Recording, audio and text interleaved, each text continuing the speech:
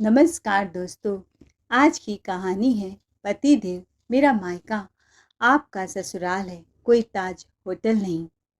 नित्या, अपनी माँ को फ़ोन कर देना, उनका दामाद उनके घर आ रहा है। स्वागत में कोई कमी नहीं होनी चाहिए। बेड पर नए चादर बिछे होने चाहिए, बाथरूम साफ सुथरा चकाचक होने चाहिए और जलेबी गरम गरम देसी घी का होना चाहिए। अगर खाना ढंग का ना बना सके तो तुम्हारी माँ तो तुम्हारे घर के पास 5 स्टार रेस्टोरेंट खुला है, वहीं से खाना मंगा लेना। पैसे न दिखे, आखिर दामाद का आवभगत रोज रोज थोड़े न करना होता है। संचित अपने बालों में कंघी घुमाते हुए अपनी पत्नी नित्या से बोला। नित्या ने हाँ में गर्दन हिलाया। थोड़ी देर में संचित अपनी पत्नी के साथ उसके मायके पहुंच गया। अरे यार, यह क्या बूंदी का रायता बना दिया। तुम्हें पता है ना मुझे बिल्कुल पसंद नहीं है। कम से कम दही बड़े ही बना देती। क्या तुम्हें मेरी पसंद पता नहीं है? अब जो भी बना है बन चुका है, खा लो। माँ ने कितने प्यार से बनाया है और तुम्हें नखरे सूझ रहे हैं। संचित, शाम का खाना मैं देख लूंगी। शाम का क्या देख लोगी? हो गई आओ भगत सत्कार, थोड़ी देर में ही निकलेंगे यहाँ से। इसीलिए मैं तुम्हारे साथ आना पसंद नहीं करता। पर नहीं, तुम्हें तो मायके आने की लगी रहती है। पता नहीं तुम औरतें मायके के नाम पर पागल क्यों हो जाती हो। मायके के नाम पर तो पति भी दिखाई नहीं देता तुम्हें। पर हम तो रात को जाने वाले थे ना संचित। कह दिया ना, बस कह दिया। संचित बड़बड़ाते हुए खाना खाने लगा, पर उसने बूंदी का रायता थाली में से निकाल कर अलग कर दिया। यह देखकर नित्या को बिल्कुल भी अच्छा नहीं लगा। माँ ने बीमार होने के बावजूद भी संचित और उसके लिए खाना बनाया, पर उसे तो बिल्कुल कद्र ही नहीं। मन ही मन नित्या सोचने लगी कि पता नहीं माँ को भी क्या हड़बड़ी थी। कम से कम मेरे आने का इंतजार ही कर लेती तो मैं ही आकर खाना संचित के पसंद का बना देती। पर उनकी भी क्या गलती। घर से निकलते समय 1 घंटे पहले फ़ोन किया था कि माँ, हम बस आ रहे हैं, जैसे यहाँ सब कुछ तैयार ही मिलेगा। मम्मी भी यह सोचकर तैयार कर देती कि कम से कम कुछ देर बैठकर बेटी से बात कर लेंगी, इसीलिए पहले ही काम कर देती हैं।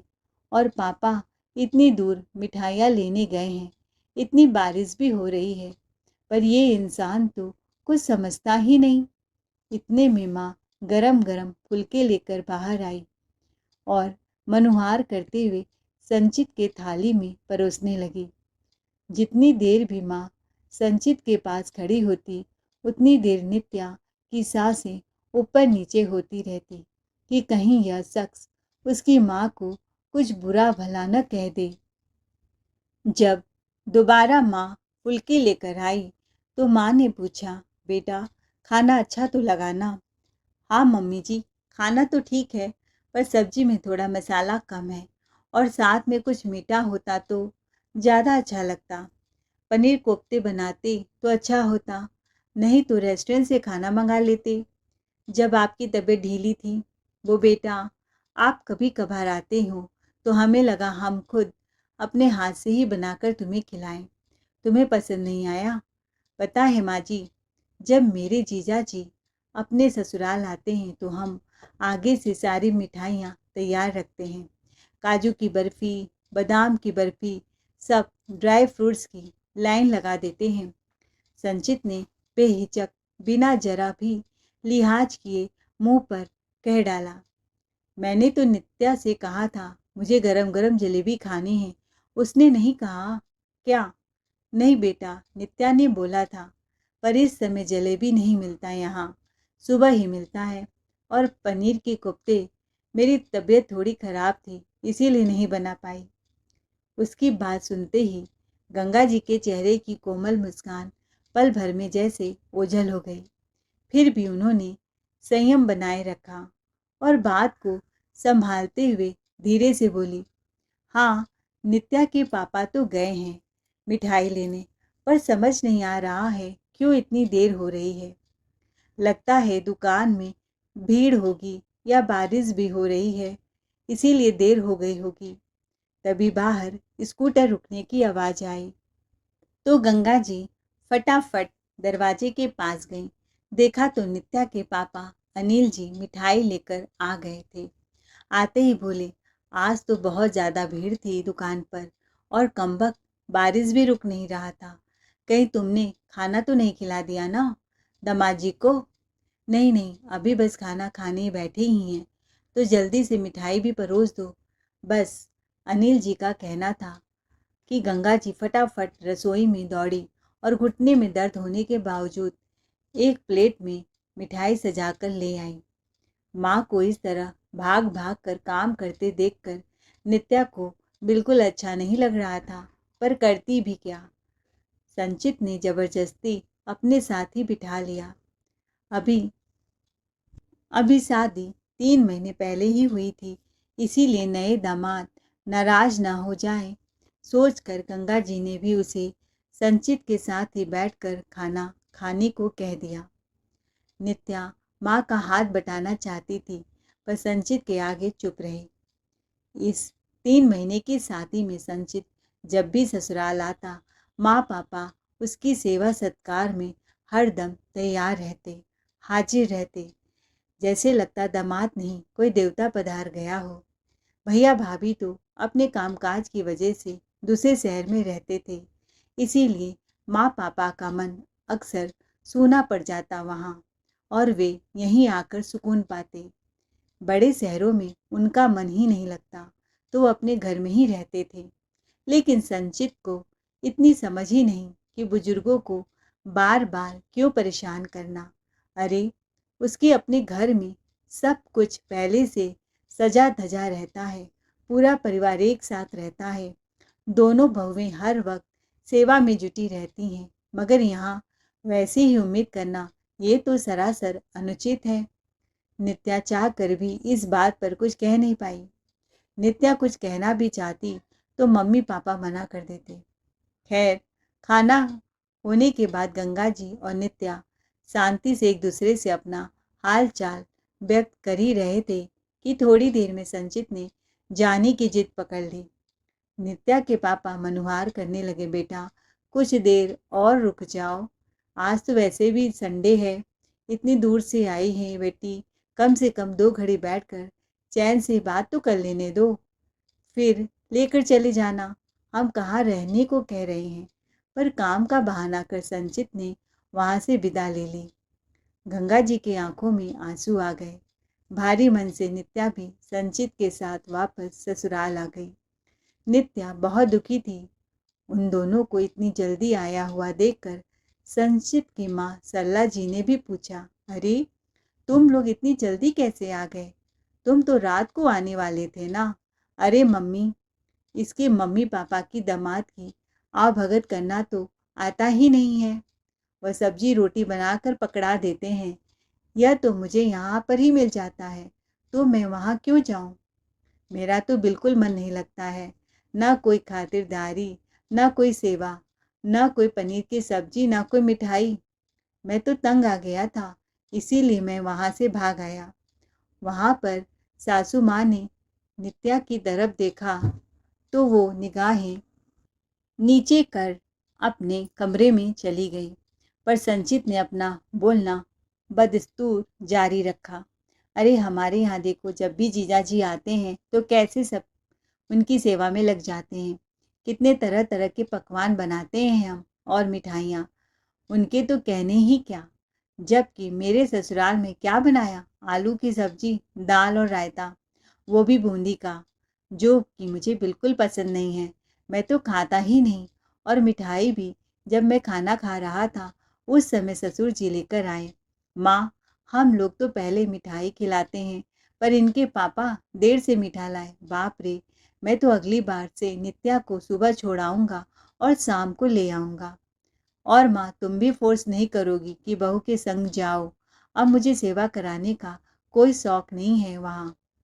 जैसा तेरा इच्छा बेटा, जा तू आराम कर। वैसे भी आओ भगत करना हर किसी के बस की बात नहीं है। सासू माँ ने भी संचित को समझाने की जगह आग में घी डालने का काम ही किया। सासू माँ ने समझाने के बजाय माहौल को और भड़का दिया। रसोई में काम कर रही थी बड़ी बहू निधि भी ये सब बातें सुन रही थी। उसके चेहरे पर गुस्सा और दुख साफ झलक रहा था। हद है, नित्या बेचारी क्या क्या सहती है इस घर में, उसने मन ही मन सोचा। उसे नित्या के लिए बहुत बुरा लग रहा था। संचित शुरू से ही बड़बोला था। निधि के साथ भी एक दो बार ऐसी हरकतें कर चुका था जब वो अपने बड़े भाई भाभी के साथ उनके मायके गया था। तब भी घर आकर उसने निधि के मायके वालों की मेहमान नवाजी पर प्रश्न उठा दिए थे। वो तो संचित के बड़े भाई अनुज समझदार थे, इसीलिए बात ज़्यादा आगे बढ़ी नहीं। पर खुद के ससुराल में भी यही हरकतें। देवर जी का मजाक उड़ाने का बहुत शौक है। सब जगह की खिदमत पर बहुत उंगली उठाते हैं। निधि नित्या के पास गई और उसे समझा बुझाकर रसोई में ले आई। बात आई गई हो गई। कुछ दिनों के बाद नित्या की ननद नीतू और उसके पति देवेश का आना हुआ। उन्हें देखकर संचित बड़ा खुश हुआ और नित्या से सेखी भगाड़ते हुए बोला, अब देखना मेहमान नवाजी किसे कहते हैं, अब पता चलेगा तुम्हें। मेरी बात सुनकर तो पूरा मुंह फूल जाता है तुम्हारा। नित्या को संचित की बात का बहुत बुरा लग रहा था। उसने यह बात अपनी जेठानी निधि को बताई तो निधि ने कहा, फिक्र मत करो देवरानी जी, अब पता चलने ही दो, आखिर हम भी तो देखे मेहमान नवाजी किसे कहते हैं। कहकर निधि ने नित्या की तरफ देखा और बस दोनों देवरानी जेठानी मुस्कुराकर रह गई। अभी दोनों देवरानी जेठानी रसोई में खड़ी होकर बातें ही कर रही थी कि इतने में सासू माँ सरला जी रसोई में आई। अरे तुम दोनों यहाँ क्या कर रही हो? बाहर देखो, दामाद जी और मेरी बेटी नीतू आए हैं। एक बार बाहर आकर उन्हें प्रणाम तो कर लो और फिर जल्दी जल्दी चाय नाश्ते की तैयारी करो। आखिर नित्या और निधि दोनों रसोई से निकलकर बाहर आईं। जीजा जी और नीतू को प्रणाम कर दोनों के हाल चाल पूछने के बाद दोनों ने रसोई का रुस्कत किया। लेकिन तभी देवेश जी ने सासू माँ सरला जी से कहा, मम्मी जी मुझे अभी आधे घंटे में ही अपनी ज़रूरी ऑफिस मीटिंग के लिए रवाना होना है, तो प्लीज़ नाश्ता थोड़ा जल्दी तैयार करवा दीजिए। सरला जी ने दोनों बहुओं की तरफ देखा। दोनों समझ गई कि सासू माँ क्या कहना चाहती हैं, इसीलिए दोनों ने आश्वासन दिया और रसोई में आ गई और लग गई दोनों नाश्ता बनाने। इतने में सरला जी रसोई में आई। कुछ ढंग का नाश्ता बनाना, हमारे यहाँ दामाद को ये रूखा सूखा नहीं खिलाया जाता। तुम लोग के मायके में ऐसा होता होगा। अच्छे से तरह तरह की डिशेस बनाओ और लगाओ। पर मम्मी जी इतनी जल्दी क्या ढंग का बन पाएगा? पोहे बना लेते हैं और बाहर से जलेबी मंगवा लीजिए। अरे दामाद जी आज इतने दिनों बाद आए हैं, बाहर से क्यों मंगाएंगे, घर में ही बनाएंगे। पर जीजा जी को तो अपनी अर्जेंट मीटिंग में जाना है ना मम्मी जी, उन्होंने पहले ही कह दिया है। और इस तरह अचानक आए हैं तो कोई तैयारी भी नहीं है। आप कहो तो बेसन की पकौड़ी और चाय बना देती हूँ। नहीं नहीं, एक मिनट रुको, मैं संचित को ही बोल देती हूँ, वो बाहर से नाश्ता ले आएगा। तुम अपना पोहा पकौड़े रहने ही दो। सासू माँ ने संचित को बुलाकर बाहर से नाश्ता लाने के लिए कहा तो संचित ने कहा, अरे मम्मी घर में दो दो बहुएं हैं, फिर भी नाश्ता बाहर से आएगा क्या? अरे तो घर में क्या हर चीज़ पहले से तैयार ही रहती है? तेरे जीजा जी इतनी जल्दी कर रहे हैं कि इतनी जल्दी नाश्ता नहीं बन पाएगा। संचित ने नित्या की तरफ देखा जो शायद मंद मंद मुस्कुरा रही थी। उसे देखकर संचित झेप गया और चुपचाप बाहर से नाश्ता लाने के लिए निकल गया। लेकिन इन सब बातचीत में ही 10-15 मिनट निकल गए। जब तक संचित घर आया, जीजा जी अपने मीटिंग के लिए रवाना हो गए थे। उसे देखते ही नीतू बोली, क्या भाई थोड़ा जल्दी आ जाते, देख तेरे जीजा जी भूखे ही चले गए। मीटिंग के लिए निकल गए। पर दीदी, हर चीज़ में थोड़ा वक्त तो लगता ही है ना। हलवाई से गरम गरम जलेबी बनवा रहा था तो टाइम तो लगेगा है ना। दीदी, हाँ, पर तेरे जीजाजी नहीं समझे तो मैं क्या करूँ। खैर, कोई बात नहीं। भाभी, आप मेरा और मम्मी का नाश्ता लगा दो। नीतू ने कहा तो निधि सबके लिए नाश्ता लगाकर ले आई और सब ने मिलकर नाश्ता किया। तभी सासू माँ ने कहा, दोपहर में कुछ ढंग का खाना बना लेना। बेचारे दामाद जी भूखे ही गए हैं और उन्होंने कहा है कि वो दोपहर का खाना घर पर ही खाएंगे। वैसे भी उन्हें बाहर का पछता नहीं है। सासू माँ की बातें सुनकर दोनों देवरानी जेठानी मुस्कुराने लगी। निधि ने कहा, मम्मी जी, क्या बनाना है आप तो मुझे पहले ही बता दीजिए। नित्या तो रसोई में जाने से रही, वो महीने से हो गई है ना, पीरियड आ गया है। अब ऐसे में वह किचन में खाना तो नहीं बना सकती। अच्छा ठीक है, तुम ही बना लेना। तुम्हें तो वैसे ही भी दामाद जी की पसंद नापसंद सब पता है। कहकर सासू माँ नीतू से बातें करने लगी। यह सुनकर नित्या ने निधि की तरफ देखा तो निधि ने उसे इशारा किया और रसोई में काम करने चली गई। पर ये क्या, थोड़ी देर बाद किचन में काम करते करते अचानक निधि की जोर से चिल्लाने की आवाज़ आई। उई माँ, मर गई मैं तो। हे भगवान, ये क्या हो गया। चिल्लाने की आवाज़ सुनकर सरला जी और नीतू रसोई में दौड़ी चली आईं। देखा तो निधि जमीन पर गिरी पड़ी हुई थी। अरे क्या हुआ तुझे, भली चंगी तो रसोई में आई थी। मम्मी जी, पैर स्लिप हो गया। यह बच्चे ना किचन में पानी लेने आए थे, जरूर पानी जमीन पर गिरा दिया। देखो ना माँ, मेरे पैर में इतनी चोट आई है। हाय मेरा पैर, मेरी कमर। कहते हुए निधि जोर जोर से रोने लगी। जैसे तैसे दोनों माँ बेटी निधि को सहारा देकर कमरे तक छोड़ गई और नित्या को बोल गई, नित्या, जरा इसके पैर और कमर पर आयोडेक्स मल देना। पर माँ, छोटी भाभी किचन में काम नहीं कर सकती। बड़ी भाभी को चोट लग गई तो खाना कौन बनाएगा। अभी देवेश जी आ रहे होंगे, 1 घंटे में आते होंगे। वह तो आते ही पूरा घर सर पर उठा लेंगे। एक तो सुबह ही भूखे ही मीटिंग के लिए उन्हें जाना पड़ा। सरला जी सोच में पड़ गई। देख बेटी, मुझसे जो बन पड़ेगा मैं करूँगी। अब इतना मुझसे काम नहीं होता। मुझे किचन में काम करने की आदत नहीं है। आज ही मुसीबत आनी थी। तब तक हम खाने की तैयारी करते हैं, चलो। दोनों माँ बेटी रसोई में चल दी। इधर नित्या आयोडेक्स लेकर कमरे का दरवाज़ा बंद कर बड़ी जेठानी निधि के पास आकर बैठ गई। दोनों की हंसी रुक ही नहीं रही थी, लेकिन करते भी क्या। आखिरकार बताना जरूरी था कि बहुओं के दम पर दूसरों की मेहमान नवाजी करना बहुत आसान होता है। ये बहुएं हैं जो सास ऑर्डर करती हैं घर जमाई के लिए, वे फटाफट खाना बना देती हैं तो लोगों को लगता है कि हमारे घर में दामाद जी की खातिरदारी होती है। अब बिना बहू के दम पर खातिरदारी करके दिखाएं तो जाने। दोनों यह बातें करके खूब खीखी करके हंसने लगी। हाँ भाभी, उस दिन संचित ने मेरी माँ का बहुत मजाक बनाया था। खैर, दोपहर में दामाद जी घर पर आए तब तक संचित भी दुकान से घर पर आ चुका था। दोनों जीजा साले साथ में ही खाना खाने बैठे। इतने में नीतू ने देवेश जी और संचित को खाना परोसा। खाने को देखकर एक बार तो संचित का चेहरा भी बन गया, नाके मुंह सिकुड़ने लगा। खाने में दाल चावल, रोटी, भिंडी की सब्जी और बूंदी का रायता था। वह मीठे में सूजी का हलवा था। संचित कुछ कहता इससे पहले ही देवेश जी बोल पड़े, अरे मैं यह भिंडी की सब्जी तो खाता ही नहीं हूँ। आज लगता है निधि यह बात भूल गई।